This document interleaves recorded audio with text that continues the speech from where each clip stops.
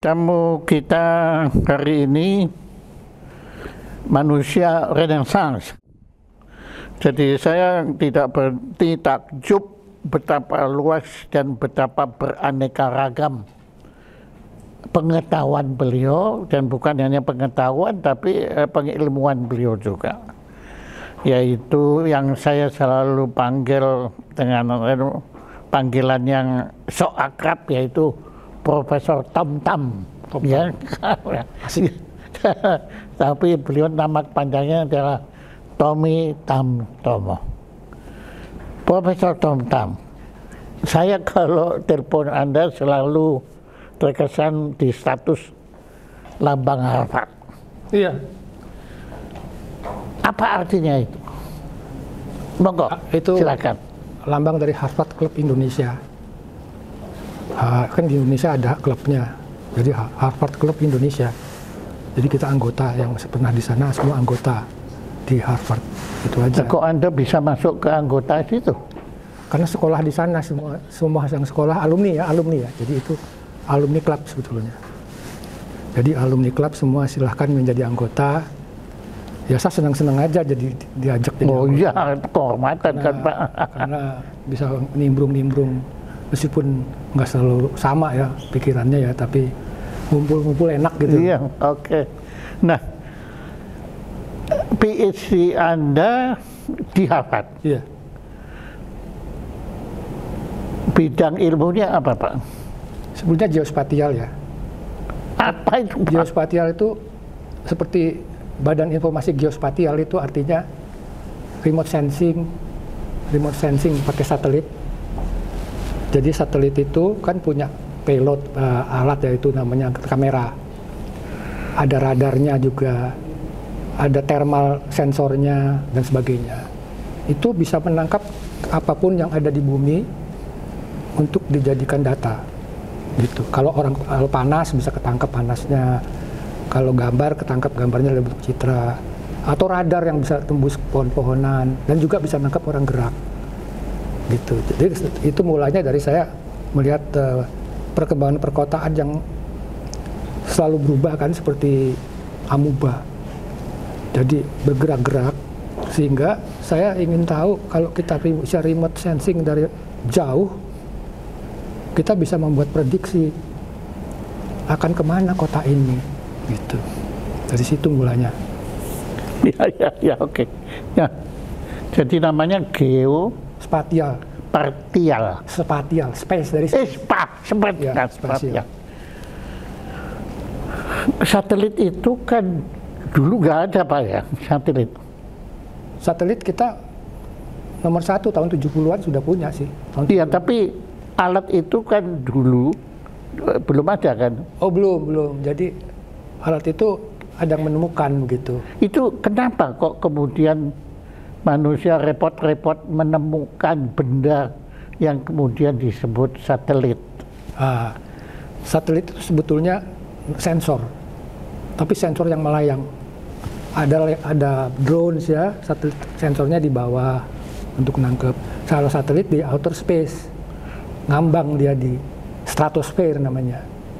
Nah, satelit itu gunanya dua, kalau untuk telekomunikasi menjadi relay. Jadi kita di dunia ini bisa bawa WhatsApp kemana-mana, itu di relay sama satelit. Ini gara-gara itu alat Iya. itu. Nah, kalau nggak salah dalam kosmologi itu satelit itu kan ya benda langit sebetulnya ya, tapi bukan buatan manusia. Itu buatan yang maha kuasa kan di situ. Nah, atau enggak, mungkin saya keliru, coba. Kalau satelit itu artificial moon ya, artificial moon.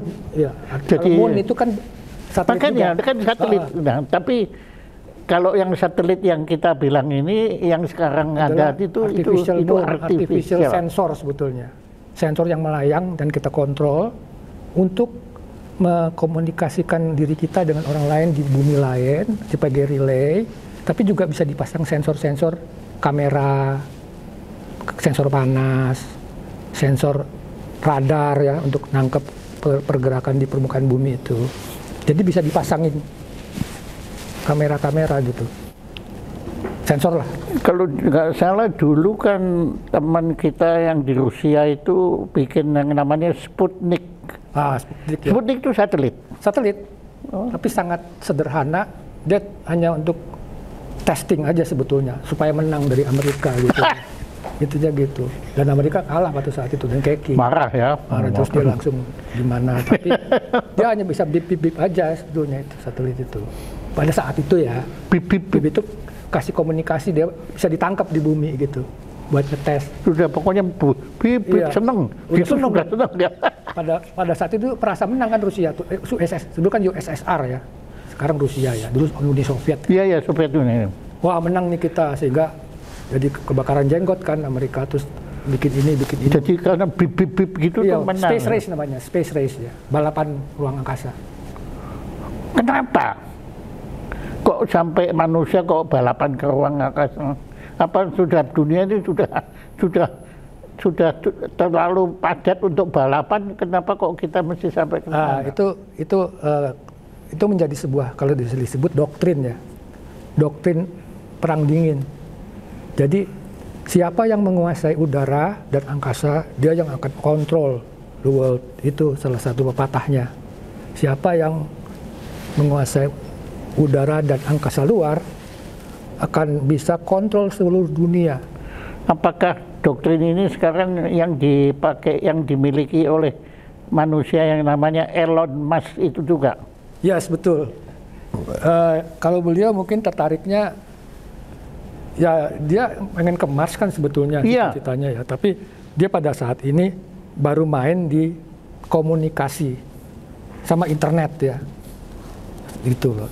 Jadi main atau sudah menguasai?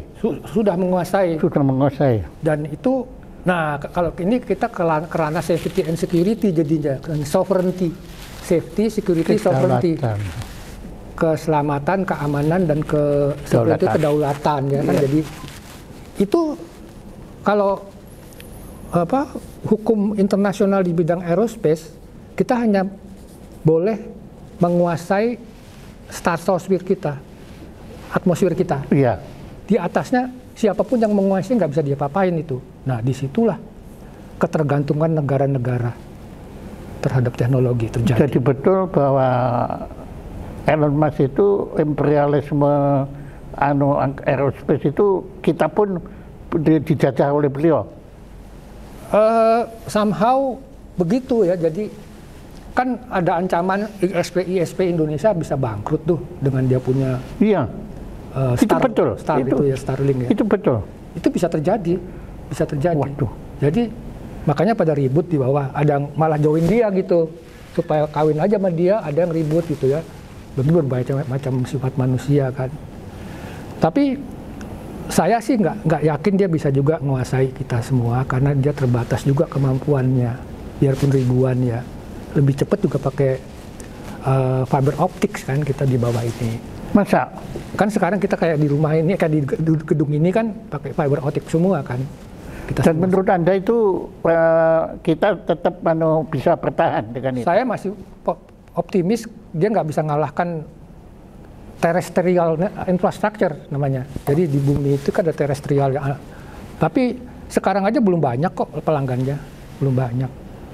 Tapi dari segi sovereignty itu ya menakutkan bagi aparat-aparat keamanan dunia gitu.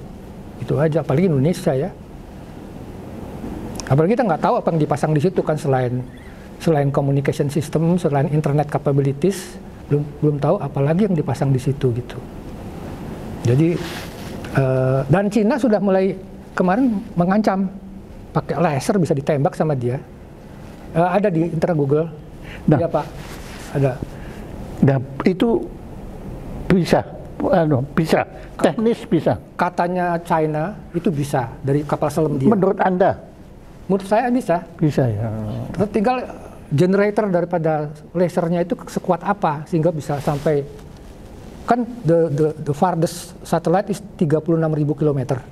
Kalau LEO itu kan 800. LEO itu low Earth orbit satellites. Ini kan low Earth orbit satellite, pendek, 800, 300 gitu ya kilometer. Jadi bisa kelihatan pakai optical, kalau pakai elektroniknya namanya optronics. Jadi optronics, lihat itu. Anda pernah lihat? Pernah, saya kebetulan sama KSAD dulu membuat ini, tapi membuat tapi tidak jauh pasarnya gitu. Tapi membuat teman-teman di KAS di Mabes AD sudah bisa buat ini. Kita ada timnya dulu. Saya staf ahli Kasat kan dulu ya. Tahun 2014 kalau nggak salah ya. Kita udah buat. Ya mungkin saya berani menanyakan ini karena saya tahu wawasan Anda kan luas sekali. Silakan. Anda pernah nonton Space Odyssey? Ya, siapa itu? Stanley Kubrick kan? Ya. Nah, very old. Betul. Dan dia juga bilangnya kan tahun 2000 udah lewat kan? Udah lewat, ya. Oke. Nah, tapi waktu Anda menonton itu dengan sekarang kalau Anda menonton itu, menurut Anda bagaimana film itu? Prediksinya linear sih. Linear. Prediksinya itu benar terjadi. Cuman di thinkingnya analog, bukan digital. Thinkingnya analog. Oh, dia belum ngerti digital? Ngerti, ya? Tapi tidak menyangka digital. Tidak menyangka? Mungkin juga tidak menyangka, tapi tidak akan secepat ini. Karena eksponensial. Kenapa? Ya, kok sampai kemampuan chip manufacturing kita itu kan terbatas zaman itu ya. Zaman itu terbatas. Jadi kalau sekarang sudah namanya AI chips. AI chips itu kemampuan capability dari artificial intelligence sudah ditanam, embedded di chips. Kalau dulu kan belum. Itu masih baru lah. Mungkin pelajarannya sudah dipelajari di Chicago University, Harvard, Stanford, MIT ya, tapi baru gitu-gitu zaman itu ya. Spekulatif. Sekarang sudah malah rebutan chip itu, karena kan manufacturingnya kan saling mensabotase nih, Cina sama Amerika nih, sama Taiwan. Ini kan saling mensabotasi chip ini. Menarik sekali Anda menyebutnya Cina, Amerika, Taiwan. Iya. Jepang nggak masuk? Jepang agak di belakang dibandingkan Taiwan. Taiwan itu tinggi loh produksi chipsnya dari dulu. Kenapa? Karena dia negara kecil dan dia merasa harus, ya terancam ya, dia merasa harus mempunyai capabilities, kemampuan untuk high tech. Taiwan punya nuklir? Saya belum pernah dengar itu, tapi pasti punya. Tapi cuman ya off the record nih, tapi pasti tidak apa-apa. Toh yang nonton juga nggak ngerti orang Taiwan. Tapi gila ya, saya kagum dan suka cara berpikir Anda loh. Anda itu gitu ya. Dari umur 5 tahun saya sudah senang baca. Betul, ayah saya juga tukang baca. Jadi kalau waktu kecil saya bawa umur 5 tahun dibawa pakai mobil sama ayah saya, mobil Auri itu, saya bacain semua nama-nama toko. Ini apa-apa, semua sampai pusing orang tua saya gitu. Jadi memang senang. Oke, Anda baca aksara ya, baca aksara. Tapi Anda juga saya lihat Anda baca suasana. Oh yes. Iya toh, menurut saya pembantu saya juga baca banyak Pak. Bapak pasti. Tapi ayah saya itu nggak baca buku. Oh, oke. Tapi saya nggak pernah bisa mengalahkan kearifan beliau. Yes. Karena saya memang baca aksara, baca buku. Tapi ayah saya baca suasana. Yes. Atmosferik. Dan menurut saya Anda itu dua-dua. Yes.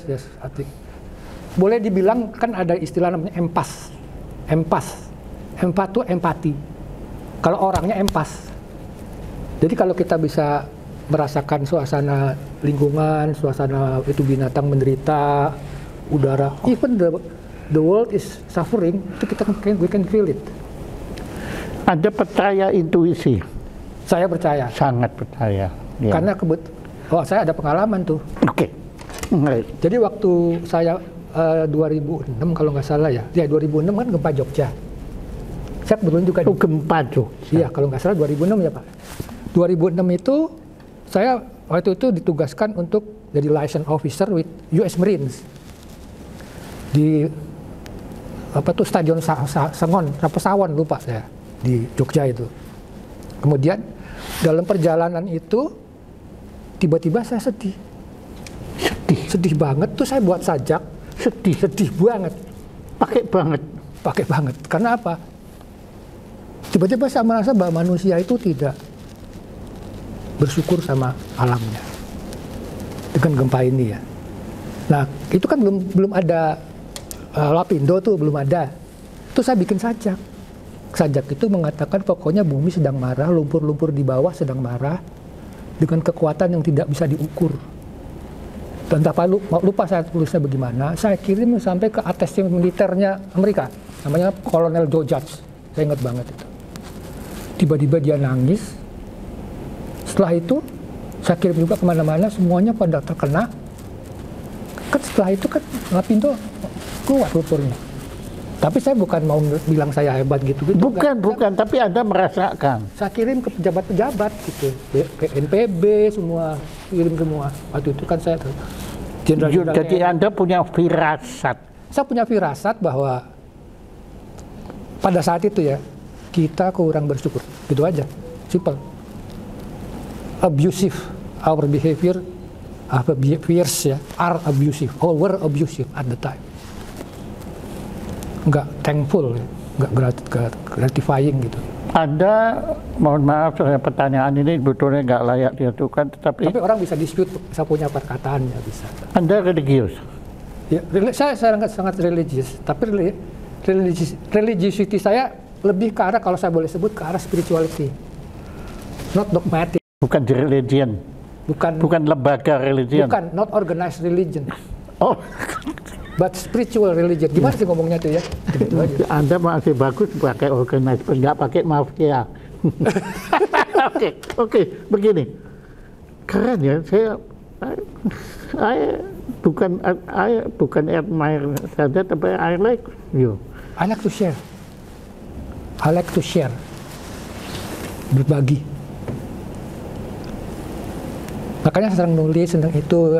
Apapun yang ada di pikiran saya tulis di tulisan, ditulis di. Iya, kemarin kan saya cuma supaya variatif aja.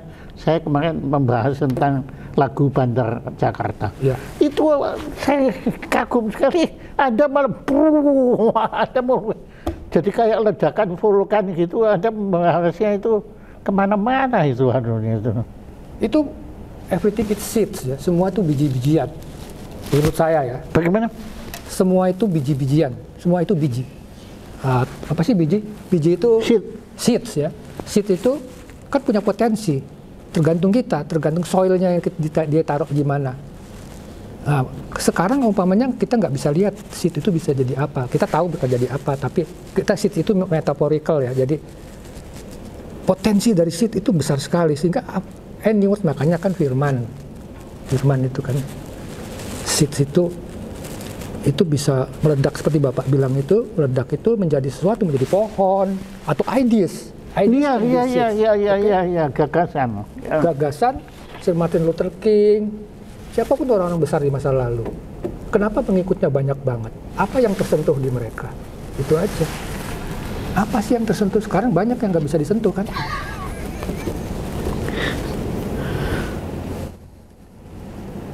Jadi, ya oke. Ya, sekarang saya malah jadi bingung.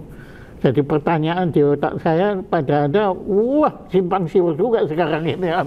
Tinggal dipasang tonggak aja. Enggak, saya biarkan juga, liar aja. Nah, ya. Menari Pak? Ya nggak apa-apa. Begini, tadi saya sangat tersentuh oleh kata Anda empati. Empas. Memang saya merasakan ada estetika. Karena sekarang saya itu sudah berhenti mencari etika, segala gitu-gitu tuh saya sudah putus asa lah ya. Karena etika itu kan ya ngono ya ngono, ning aja ngono, tapi yang nekat ada ngono kan mereka. Nah, begini, yang saya sedang harapan saya sekarang itu ada satu estetika. Keindahan. Dan tadi waktu Anda bilang empati, saya merasakan satu getaran yang indah. Nah, oke, saya sekarang loncat. saya itu masih kagum terhadap makhluk hidup yang mampu mengeluarkan cahaya. Gampangnya kunang-kunang. Dari kecil itu sampai sekarang saya itu masih kagum. Kenapa kok kunang-kunang itu diberi kemampuan seperti itu? Tapi kok manusia tidak diberi? Nah, ini saya lihat ini Anda ini tempat yang bertanya. Monggo, silakan. Wah, pertanyaannya dahsyat banget nih. Loh, tapi saya yakin pertanyaan ini seimbang dengan daya Anda. Ada dua sih yang fenomena tuh, kunang-kunang itu dan belut listrik. Ya, belut listrik itu bisa membunuh karena voltase. Belut listrik. Oh iya, tapi kalau belut listrik kan listrik. Iya. Tapi ini apakah kunang-kunang itu juga listrik? Kunang-kunang ya bioelectricity namanya. Kan di tubuh itu ada bioelectricity. Tapi kan belut tidak menyala. Belut tidak menyala, tapi menyetrum. Sama aja menyala. Bahasa fisikanya yang fire. Sama-sama fire kan. Oh. Elemen fire. Elemen yang menghantam kan. Kalau ini fire-nya kecil, jadi cuma nyala aja di tubuhnya. Fluorescence namanya. Fluorescence, iya. Ya, jadi dan saya dengar, saya belum pernah lihat jamur katanya juga ada yang fluorescen. Ada. Dia. Nah, lihat tuh, Anda tahu juga kan? South Amerika ada, di Afrika ada. Dan dicarinya susah sih. Nah, apa? Why? Nah, perkataan saya mungkin Bapak kurang nanya ajar. why atau what kan? Why-nya ya. Why? Kalau what-nya oke, bisa nyari lah. Tapi why ini Pak. Kalau why-nya itu kan semua keilmuan evolution ya, evolusi ya, keilmuan evolusi. Tapi ini sebetulnya kalau saya bilang dari segi filsafat ya, itu sebagai contoh itu adalah cahaya. Jadi cahaya itu untuk membimbing kita semua. Nur. Wow. Jadi arahnya ke cahaya. Kalau di kuantum fisika namanya photons, partikel cahaya. Kalau di satelit, saya muter sekarang mau masuk ke tempat Anda lagi, tempat ilmiah Anda. Kalau satelit itu bukan cahaya tapi gelombang. Gelombang apa? Gelombang radar, gelombang termal, gelombang komunikasi frekuensi, gelombang apalagi gitu ya. Sebetulnya kan itu atomik juga dari elektron kan sebetulnya. Excitation, betul kita sebutnya. Excitation of electrons in quartz electrons sehingga menimbulkan getaran yang jadi frekuensi. Nah, frekuensi itu adanya amplification di dalam satelit itu di alat-alat yang dipasang di dia sehingga menghasilkan getaran yang disebut frekuensi. Frekuensi itu bisa jadi ya sinar kan juga frekuensi. Iya, juga ya. Beda bentuk. Kalau ini tidak tujuannya tidak menciptakan sinar, tapi kalau dipasang laser di situ bisa. Jadi kalau kita ngomongin sinar, caranya daripada benda. What is laser? Laser. Iya. Laser itu radiasi sinar secara terpusat, lurus, tidak pecah. Gitu. Jadi laser itu. Jadi kalau boleh bilang laser itu diciptakan oleh quartz dan berbagai macam chemical menjadi terpusat dan terpadu dan terkonsentrasi sehingga bisa lurus, nggak pecah-pecah. Nah, Bapak kalau ngomong, jadi tadi kan ngomong cahaya di kunang-kunang ya. Semua cahaya sebetulnya. Semua cahaya sebetulnya. Tapi cahaya itu kan harus tidak terlihat. Setrum pun cahaya, tapi elektronnya lain gitu. Apa? Setrum pun electricity itu juga cahaya. Makanya Einstein sebetulnya ngomong itu. Kalau elektromagnet bagaimana, Pak?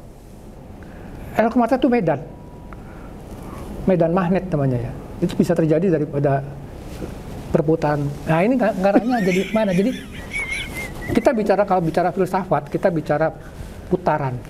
Yang kita pernah bicarakan dulu ya, Pak Jaya. Whole, perkataan whole itu kan mulutnya whole gitu kan. Bulat, emptiness. Nah itu. Anda tahu Noah Chomsky? Noah Chomsky. Belum. Saya kira Anda ini aneh loh. Cara berpikir beliau tuh mirip Anda. Cuma beliau bedanya ya dia linguistik. Oh, linguistik. Tapi Anda tadi kan juga benarkan gitu kan. Itu kan linguistik semua itu.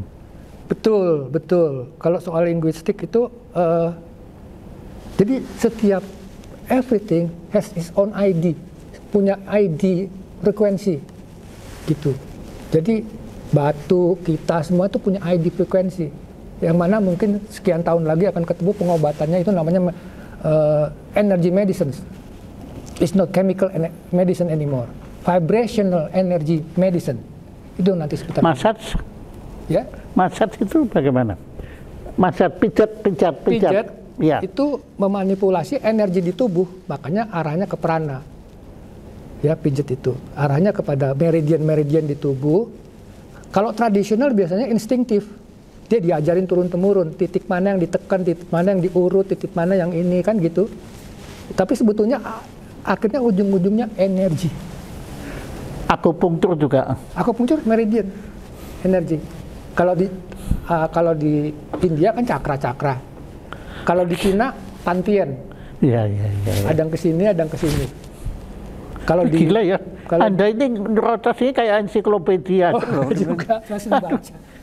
Aikido itu kan ki-nya dari ki itu. Aikido. Orang banting-banting. Iya. Ki-nya itu kan ki.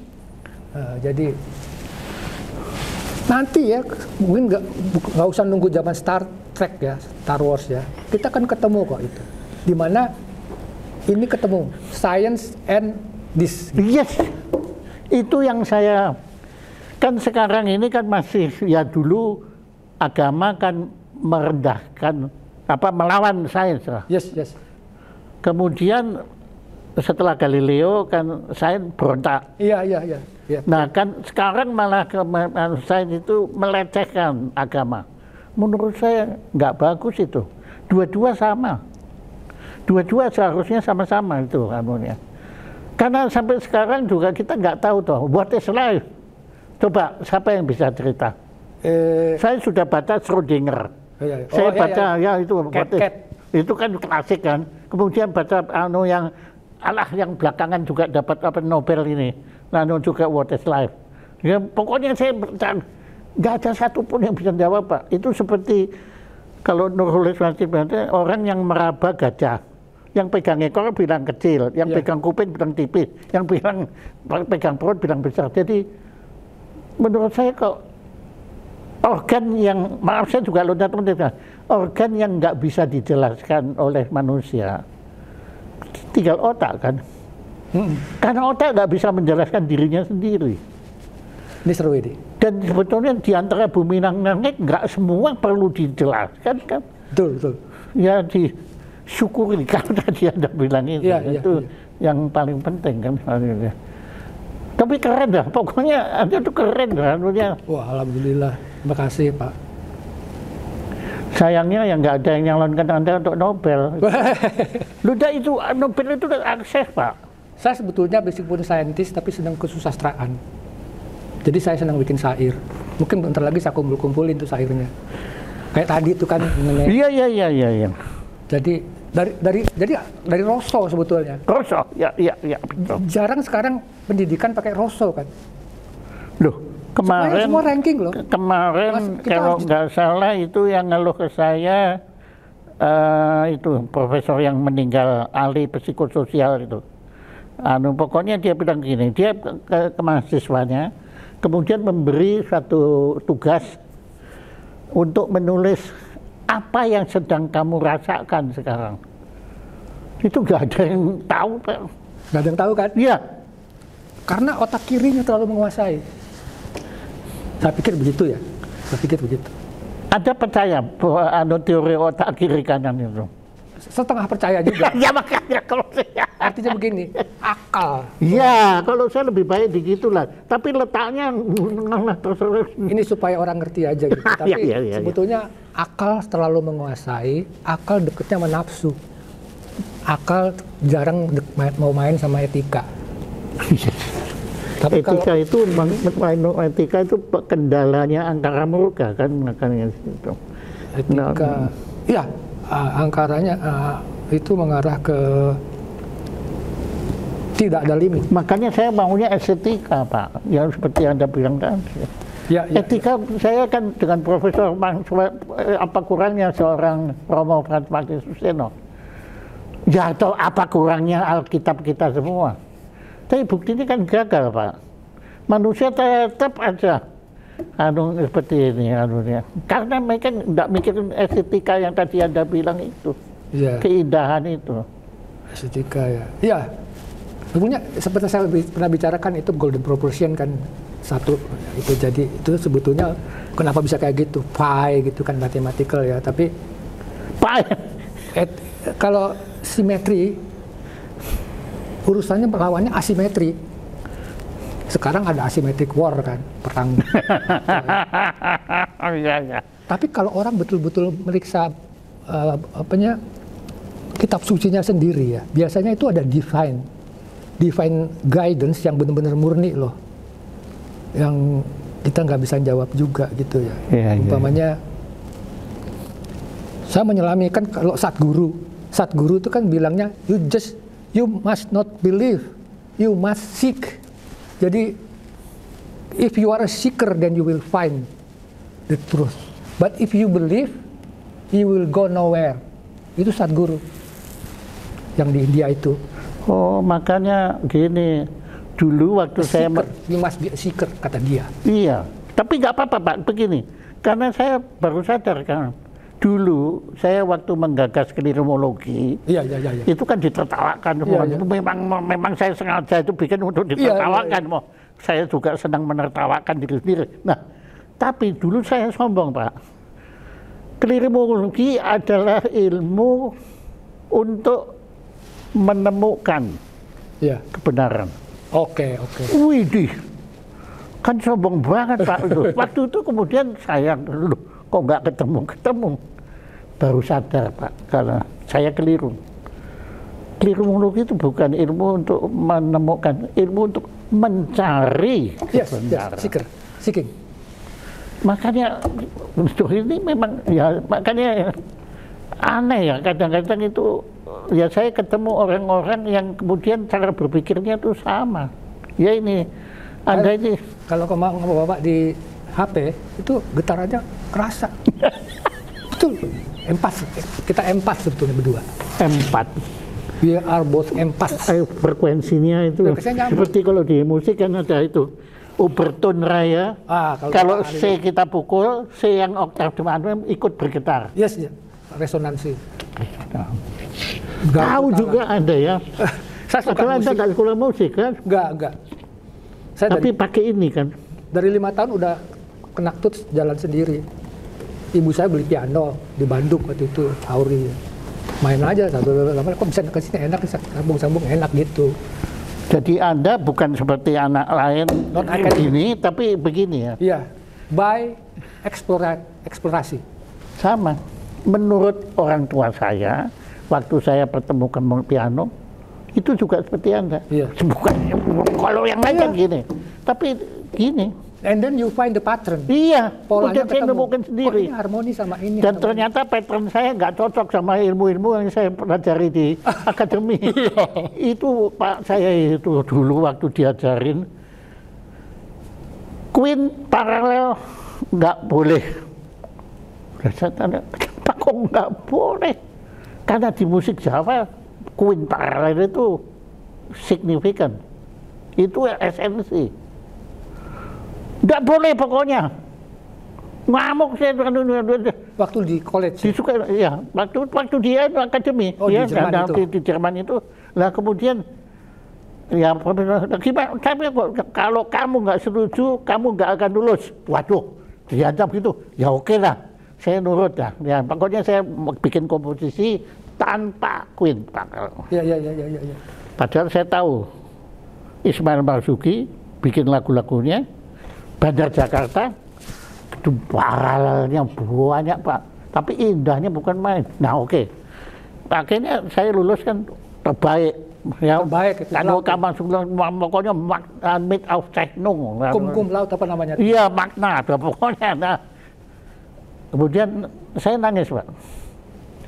Profesor saya, kamu terharu ya, nangis. Enggak, saya enggak menyesal. Ngapain saya sekolah sampai susah payah untuk secari kertas ini? Saya bukannya makin pintar, semakin goblok. Oh gitu ya? Iya. Waktu saat itu sudah merasa gitu? Iya. Sebabnya? Loh karena ya saya lihat musiknya Ismail Marzuki, Bandar Jakarta. Pada saat itu sudah tahu musik. Sudah terkontaminasi. Kaidah-kaidah musik Indonesia, Pak, bukan musik Jerman. Di Jerman kan itu Beethoven kan tinggalnya di Bonn sana, bukan di Jakarta. Pak Ismail Marzuki itu melakukan pelanggaran itu tuh pornografi sudah kalau dia. Tapi memang pornografi kan ada indahnya juga. Iya. Jangan. Oke, Pak, kembali lagi kepada ilmu Anda. Walaupun Anda kuasai ilmu banyak. Space dan space. Menurut pengamanan Anda, kalau kita ngomong ada Menteri Pertahanan kita ya, jadi yang akan menjadi presiden kali ini. Posisi Indonesia dalam militer itu, dalam geopolitik ini bagaimana? Nah ini getting serious now. Oke. Sebetulnya di Lemhanas sudah banyak diomongin kan, di Lemhanas, di Sesko TNI, segala macam. Tapi the truth is, apakah ancaman yang sebenarnya itu sudah didefinisikan? Itu intinya. Ancaman kepada Indonesia ini gimana sih? Ya mungkin sudah didefinisikan semua. Tapi banyak yang, saya bukan sok pinter sih ya, tapi ada tim saya kan anggota. Ya Anda nggak sok pinter, Anda sudah pinter. Oke. Ya udah gimana? Ya oke. Saya anggota tim di KKIP, Komite Industri Pertahanan Indonesia. Komite Kebijakan Industri Pertahanan Indonesia, INHAN namanya. Itu kita buat sebuah roadmap 2045. Di situ ada 10 alutsista yang harus dibikin, ceritanya begitu. Jadi seluruh BUMN militer itu atau pertahanan itu harus bikin ini dari pesawat, drone segala macam. Saya nggak akan komentari itu, tapi saya mau komentari apa? Perang masa depan itu adalah perang cyber dan perang biologis. Perang non kasat mata. Itu saya bilang. Itu sampai bukan ribut di ruangan rapat itu. Harusnya, kan ada 10. Saya tambahin lagi 1 yaitu cyber dan CBRN. CBRN itu chemical, biological, radiation. Oke. Yang sebetulnya di Perang Dunia Pertama sudah mulai dipakai. Sudah. Tapi kan terus ada peraturan-peraturannya. Sekarang kan sudah terjadi nih perang siber, tapi sipil kan, Amerika, Australia pada mati airportnya kan, pada rusak ya sekarang. Seluruh dunia sekarang Pak Jaya sudah 3 hari terakhir ini Pak, itu tahu pada kacau semua, udah kacau. Australia, Amerika, European Union semua pada jebol sistem pertahanan sibernya. Yang jebol sistem bukan hanya kita kemarin itu. Bukan. Nah, setelah kita mulai beres, orang itu pura-pura nyerah. Nah ini terus pura-pura nyerang. Ya itu kan aneh, orang siber kok tiba-tiba nyesel. Nah ada orang siber nyesel, kan orang hacker. Wah itu baru tahu itu. Jadi saya juga di cyber security kan, S2 saya di situ. Tapi lebih ke ini. Kembali lagi ke geopolitik, geosecurity yang Bapak tanya. Iya, Indonesia ini. Kita belum betul-betul kuat. Artinya dari segi doktrin. Di negara lain, ancaman geopolitik, geosecurity, geodefense itu kan ancamannya sudah tidak lagi harus pesawat, harus tank, harus apa. Ancamannya itulah electronic warfare. Jadi electronic warfare itu yang merusak sistem elektronik daripada alutsista itu. Itu yang kita belum mendalami secara jauh. Dan keamanan cyber security-nya, keamanan electronic warfare-nya, information security-nya, keamanan operating teknologinya, even di level MRO, bengkel, beli spare partnya itu apakah sudah ada software orang asing yang ditaruh di situ yang kita beli, kontraknya gimana. Jadi kalau kita perang sama Cina umpamanya sekarang, umpamanya ya dengan adanya dia Laut Cina Selatan semuanya kan dia kuasai itu dengan 9 dash line namanya itu. Itu dia cukup pakai electronic warfare bisa-bisa aja F-16 kita bisa mati di atas gitu. Kalau ekstrimnya ya, mudah-mudahan tidak. Tidak apa-apa. Tidak. Jadi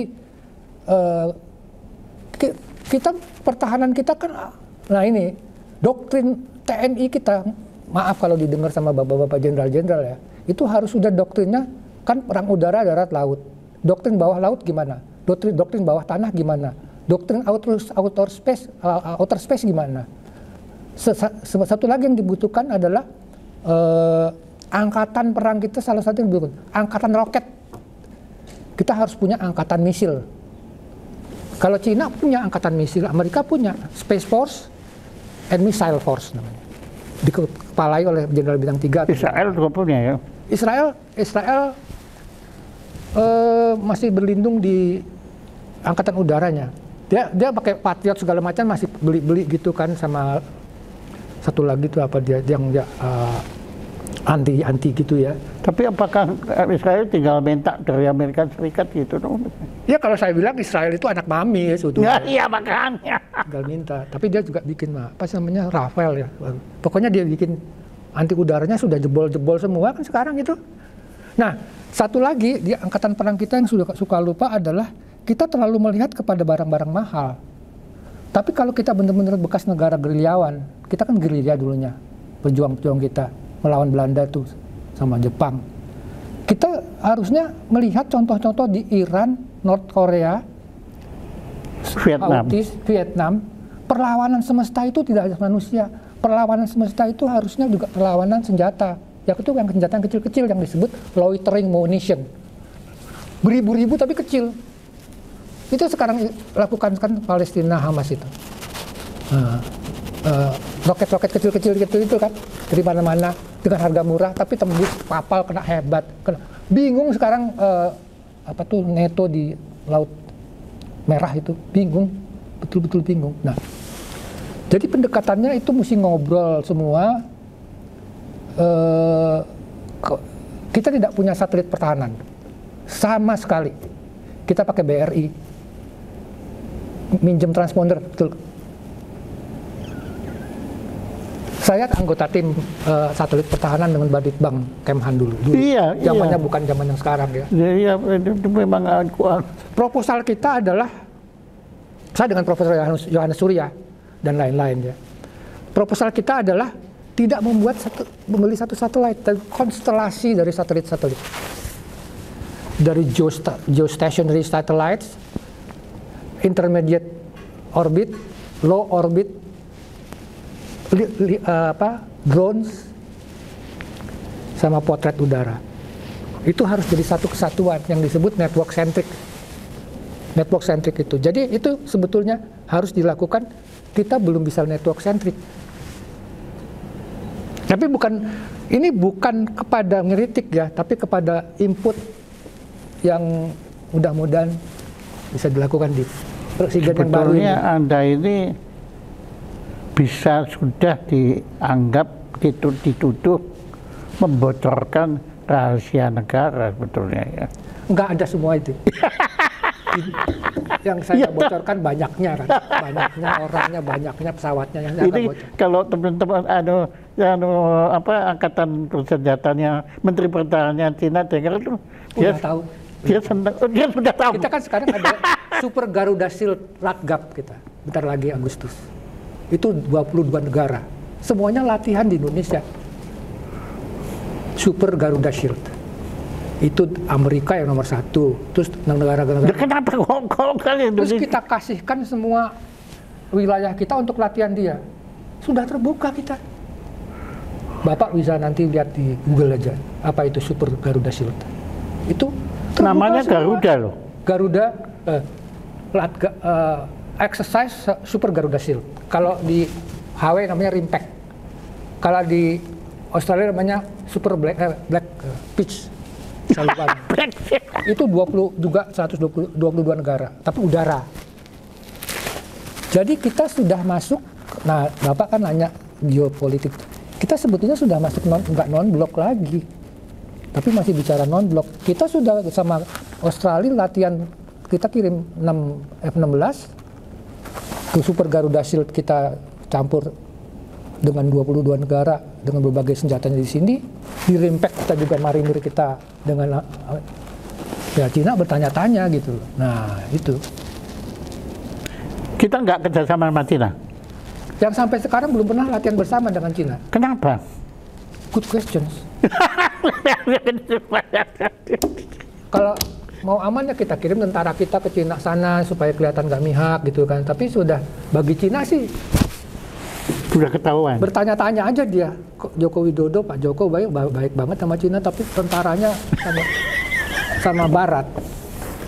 Saya bicara sebagai praktisi. Iya, ilmuwan. Anda tidak politik. Betul, saya anak tentara aja. Aduh. Itu dari segi keamanan. Jadi saya agak di satu sisi ya kita saya punya satelit pertahanan.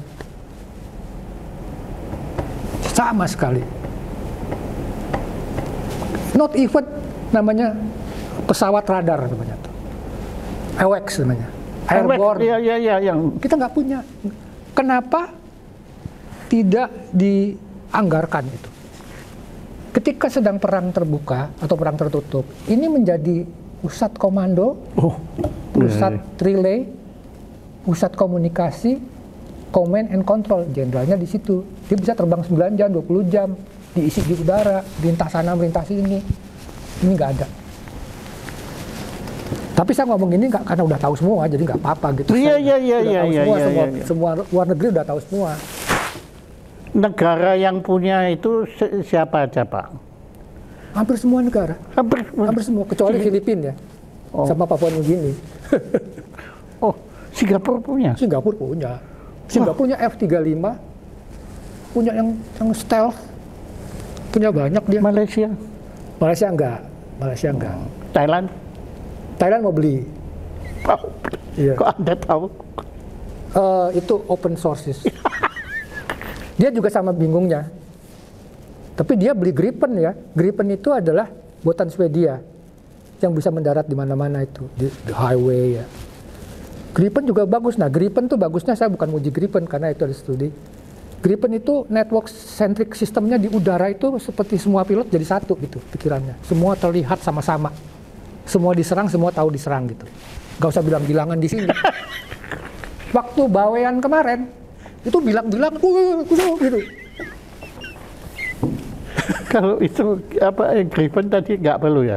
Nggak perlu. Dia fully united di dalam dia punya screen. Jadi kalau dia berenam, kelihatan berenam, tapi dia sendiri kan. Tapi dilihat dia berenam, itu ada satu misil menghadap temennya. Dia bisa lihat misil itu menuju temennya. Padahal dia nggak lagi dihantam sama misil. Jadi network centricnya capability to be one organism. Swedia. Itu J berapa sih? J7 atau J berapa waktu latihan perang-perangan sama Cina. Nah, yang sering perang-perangan sama Cina itu adalah Thailand. Perang-perangannya, Latgapnya. Itu Gripen itu mengalahkan jet nomor satunya Cina yang belakangnya 2 mesin, saya lupa tuh. Soalnya Gripen kalahnya. Itu pacar Swedia ya? Swedia. Tapi bukan saya memuji Swedia karena dia juga. Enggak, yang saya heran tuh kan Swedia kan ya bukan negara yang dalam arti agresif perang segala itu kan, tapi ternyata diam-diam dia is close to Russia. Like Taiwan close to China, like Israel close to Palestina. Oh ya, dan itu memang musuh bebuyutan kan Kita kan nggak punya musuh pada saat ini. Jadi nggak harus tertekan untuk bikin macam-macam kan, gitu. Kayak India dan Pakistan juga perang-perangan kan, Cina sama India juga perang-perangan kan. Jadi dua-duanya berlomba-lomba untuk tertekan bikin senjata nih, wah gawat nih. Kita nggak punya musuh nih pada saat ini ya. Malah enak kan latihan gelap-gelap. Jenderal Indo-Pasifik yang dulu waktu masih zamannya Andika Perkasa itu pidato di tempat latihan waktu pembukaan. Indonesia is our ally. Udah ngomong gitu. So if Indonesia, nggak ngomongnya nggak gitu sih itu. Kalau diserang ya kita belain gitu loh intinya. Karena Bapak nanya ini jadi. Iya, enggak apa-apa. Jadi saya malah terima. Iya, ini semua ya. Semua betul masuk dalam filsafat, Pak. Karena gimana kita bisa berpikir kalau kita perang? Tidak bisa, ya nanti filsafatnya filsafat perang kan? Iya, filsafat perang. Kayak kita beli Rafael, semua itu ya, Rafael F-15 katanya mau beli, terus yang penting tuh apa, Pak Jaya? Yang penting security, contract security. Contract security itu adalah dari transfer of teknologinya, dari cyber security-nya, dari firmware security-nya, dari spare part availability, itu harus lengkap. Jadi nggak beli aja terus kita ditinggal nggak apa-apa. Itu tidak hanya transfer of technology atau apa, tapi juga itu dibuka softwarenya buat kita. Sekarang kan nggak pernah di kontrak pertahanan itu the software clause, pasal-pasal software, namanya command and control software untuk menerbangkan pesawat itu bisa dibajak. Nah, itu gimana kontrak kita? Makanya saya, kalau ini didengar oleh decision maker, please drop down kontrak of cyber security-nya, of component security-nya, spare part security-nya. Karena saya waktu itu ke Korea Utara kan, zaman Pak Cepi Hakim dengan tim. Gimana? Kalau Korea gimana? Tahun 2003. Ya oke, tapi bagaimana Anda menilai Korea Utara dalam? Korea Utara itu, kalau saya lihat kemampuan tekniknya bagus banget. Banget. Jadi waktu itu saya datang ke sana, saya tidak sebut namanya, ahli radar dari Indonesia, dari TNI, bukan dari TNI, orang radar yang jago deh. Itu kalah debat di ruang meeting loh. Kalah rumus. Ini kan nggak pernah denger nih. Dia terbalik, harusnya inverse, dia nggak inverse gitu. Ini rumusnya kebalik, sekalkulusnya itu. Ngomongnya sampai ke kalkulus, sampai ke detail. Iya, di papan tulis gini-gininya. Dan orang ini majen masih ngurusin ginian. Saya hadir di situ. Artinya apa? Memang dokter-dokter dia banyak juga dari MIT sih. Saya pakai paspor Cina ya. Sekarang udah kerja di sana. Kalau mereka kan orang ahli-ahli. Jadi tetap Amerika itu tetap paling unggul, Pak. Amerika paling banyak duitnya sehingga dia bisa membuat lab-lab yang bagus sekali, sehingga bisa bikin simulasi perang. Nah, Indonesia ini perlu buat lab simulasi perang yang berdasarkan superkomputer. Itu tidak dilakukan, belum mungkin ya. Nah, jadi beberapa negara sudah memberikan tawaran ke Indonesia, pakailah superkomputer kami. Berlatihlah di Indonesia, umpama cyber warfare, cyber war game maksud saya. Namanya apa-apa, jadi war game aja.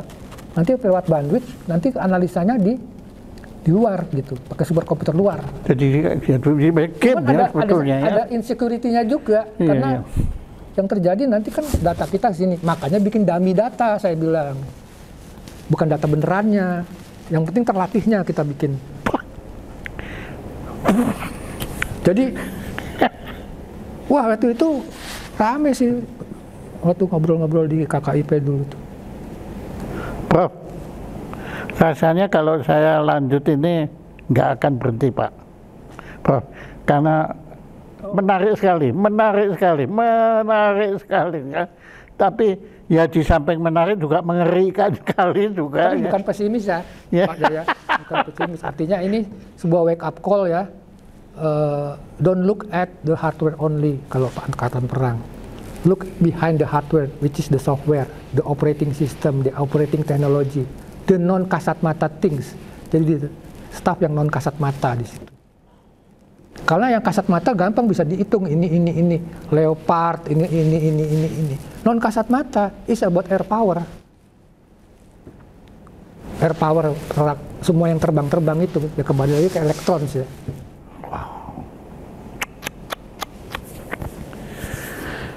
Oke, Prof. Begini, waktu aja yang membatasi kita. Nah, menurut Prof, apa yang menurut Prof belum saya tanyakan, padahal menurut Prof itu penting untuk kita percaya mengenai ini ilmu yang Anda kuasai di dari Harvard ini, silakan. Begini, apa ya dulu? Kalau bahasa Inggrisnya itu situational awareness. Jadi situational awareness, kepekaan kita terhadap lingkungan. Ini mesti diajarkan ke anak-anak kita, ke cucu-cucu kita. Kalau yang kayak saya atau yang itu ya, tinggal denger aja. Tapi situational awareness itu apa sih? Itu adalah mengerti lingkungan kan. Jadi itu tidak didalami di kita pada saat ini. Situational awareness itu mengerti situasi.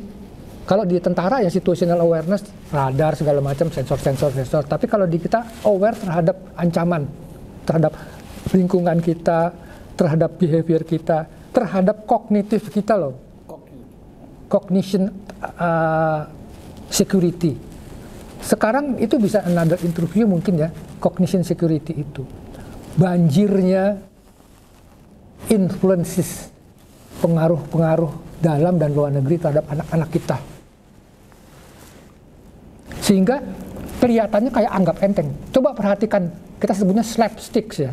Slapsticks itu di setiap talk show kan selalu bercanda. Selalu bercanda. Apakah bercanda ini escapism atau sekedar untuk acara itu habis supaya diisi aja sama bercanda-bercanda. Perhatikan ketika talk show yang di TV-TV itu ngomong, dia baru cerita sesuatu udah dipotong ketawa. Habisnya pindah subjek lagi. Dia baru cerita sesuatu atau memaksud menyampaikan sesuatu, dipotong ketawa lagi. Itu yang disebut kalau di luar negeri, karena saya lama di luar ya, slapsticks. Iya. Slapstick itu lebih daripada ya, lebih banyak di komedi kan. Stand up comedy, tapi saya bilang stupid. Tidak pada tempatnya. Tidak pada tempatnya. Mungkin tempatnya memang untuk ngelawak, tapi ngelawak yang bermutu gimana? Tapi kembali lagi ke situational awareness. Kembali lagi kita sebagai empas gimana? Bisa merasa. Nah itu ada latihannya. Bisa merasa itu. Meditasi dan sebagainya gitu. Jadi situational awareness itu nanti kita definisikan bisa, Pak Jaya. Dan sebetulnya tadi yang seperti Anda bilang, meditasi dan lain-lain itu kan kearifan leluhur kita sebetulnya sudah punya kan itu semua kan. Iya toh. Kebetulan eyang saya di Prambanan ada itu semuanya ngerti itu. Iya. Jadi, cuma kita lupakan karena ya kita ini kemasukan informasi peradaban yang bentuknya baru sama sekali.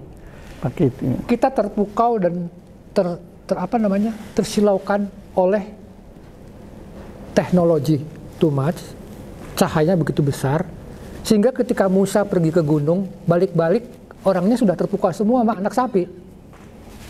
Itu akhirnya Pak. Loh, saya udah jelasin banget, semuanya saya udah jelasin secara situational awareness, Laut Merah udah saya belah kok nyembah anak sapi lagi. Ya, itu saya kira. Mohon maaf saya loncat. Bukan loncat, Anda masuk ke dalam. Ya. Anda masuk ke ke lubuk sanubarinya, ke sentral dari permasalahannya itu yang saya kira memang tapi dahsyat ya. Saya nggak bisa berkata-kata lagi, Prof. Kecuali saya ucapkan terima kasih. Terima kasih. Dan nanti lain kali tolong nanti Prof jangan kapok ya. Kita nanti ketemu lagi. Kita satu empas. Ya, untuk Anda berbagi pemikiran. Menurut Anda sudah filosof. Ya, Anda sudah lewat lah, semua itu.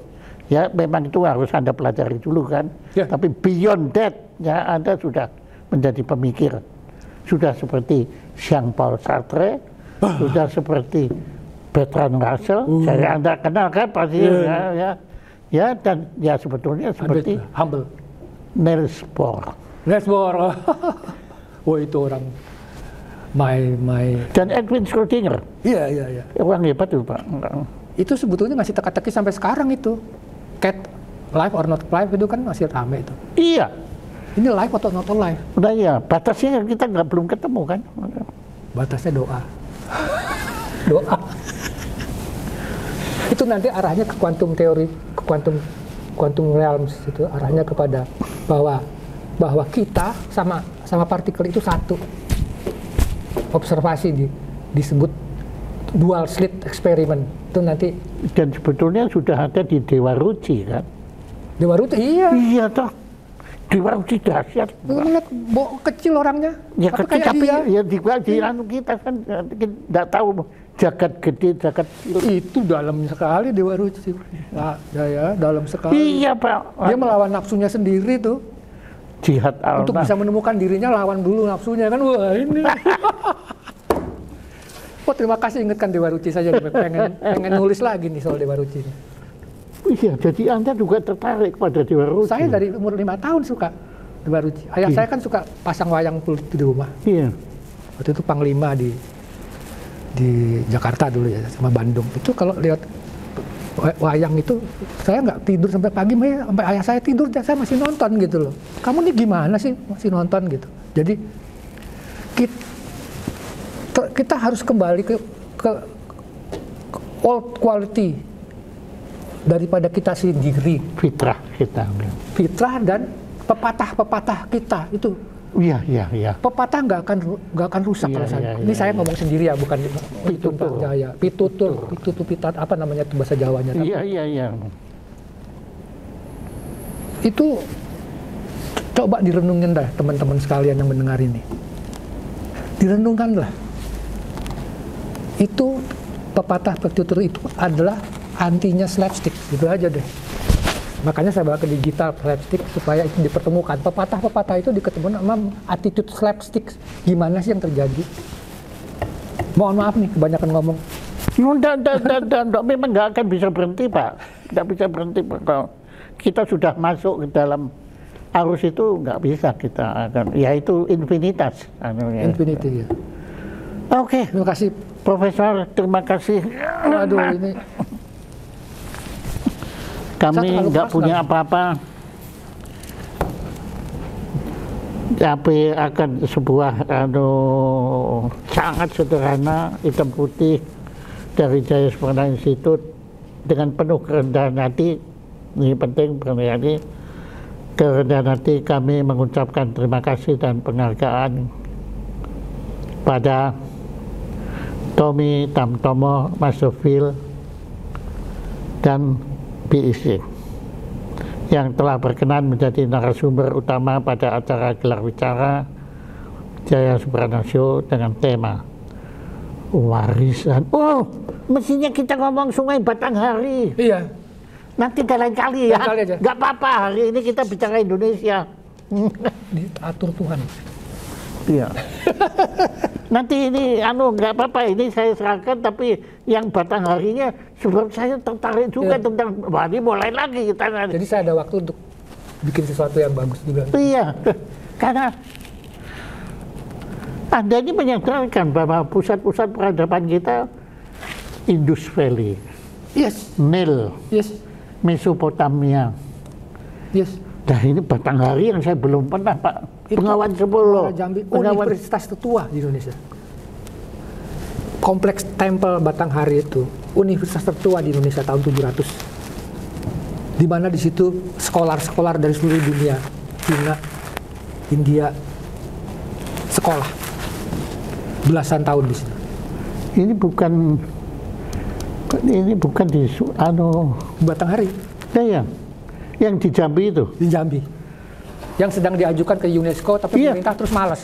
Zaman Pak SBY sudah dimajukan, tapi kok seperti hilang setelah presiden baru. Karena yang ngajukan SBY. Yang ngajukan SBY mungkin. Loh, itu Pak Gunung Padang itu kapan coba? Iya, kok hilang? Lah karena SBY yang bikin. Nah, itu politikisasi ini Pak. Nah. Itu nggak boleh Pak. Nggak boleh itu oke lah main politik boleh, tapi kalau ini sudah sentuh hancur kita. Pak Jaya, kita semua ini akan bangga kalau itu kita buka. Loh iya dong. Kita buka itu bangga banget. Kemampuan untuk arsitektur, material science, ada semua. Pak, ada pertanyaan saya. Batanghari kan di Sumatera nggih? Sumatera Barat. Danau Toba kan juga di Samosir. Tapi enggak, itu ada hubungan nggak ada Batanghari dengan Samosir? Mungkin aja ada, tapi secara kultural mungkin sedikit. Tapi Danau Toba kan lebih ke alam ya. Gitu. Loh, tapak belakangan ditemukan ada piramidnya loh. Ya itu kan studi itu ada gali ya. Kalau baru kita bisa bilang secara datamen ya. Secara data bisa kita correlate kalau nanti ketemu. Ya. Dan dipublikasikan. Kebetulan saya nggak ikut-ikut di sana, tapi yang jelas Spice Seaport, jadi pelabuhan laut Spice kita itu di Barus, Sumatera Utara, dekat Sabang, umurnya 5.000 tahun. Spice, jadi perdagangan spice, rempah-rempah Iya. di Barus 5.000 tahun yang lalu. Barus. Ada di internet. Oke. Nah, sehingga dan itu Cina, India semua ke situ. Jadi turun melalui darat. Jadi dan itu melalui kayak laut, Singapura itu. Singapura. Habis itu masuk Batanghari. Nah, Batanghari itu satu-satunya yang bisa membawa orang asing ke dalam selama sejauh 60 km ke pedalaman. Gitu. Dan di situ baru dia menyebarkan kulturnya dan melting pot terjadi. Gitu. Dan juga ilmu-ilmu filsafatnya, ilmu-ilmu geomensinya, ya, ilmu-ilmu Huang Shui-nya, ilmu-ilmu arsitekturnya, ilmu-ilmu town planningnya, ilmu irigasinya. Iya. Jadi di Muara Jambe kompleks universitas itu irigasinya dahsyat seperti di Angkor Wat. Airnya itu gilaan. Oke. Bahkan kalau Angkor Wat itu kan banyak belajar dari kita. Tapi Nalanda. Belajar dari kita betul. Iya. Nalanda juga diomongin. Iya, Pak, oke, Prof, ini ya nanti ya Batangharinya. Iya. Jadi ini penghargaannya saya serahkan dulu. Oh iya. Ya, tapi nanti isinya nanti baru kita rekam. Ya. Tepuk tangan untuk Profesor Tommy Samtono. Oke. Terima kasih Pak. Saya sangat terhormat menjadi bagian dari Pak Jaya.